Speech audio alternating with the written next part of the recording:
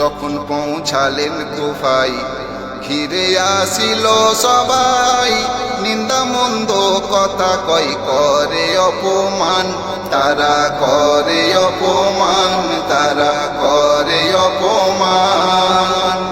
যখন পৌঁছালেন কুফায় ঘিরে আসিল সবাই, নিন্দা মন্দ কথা কয় করে অপমান, তারা করে অপমান।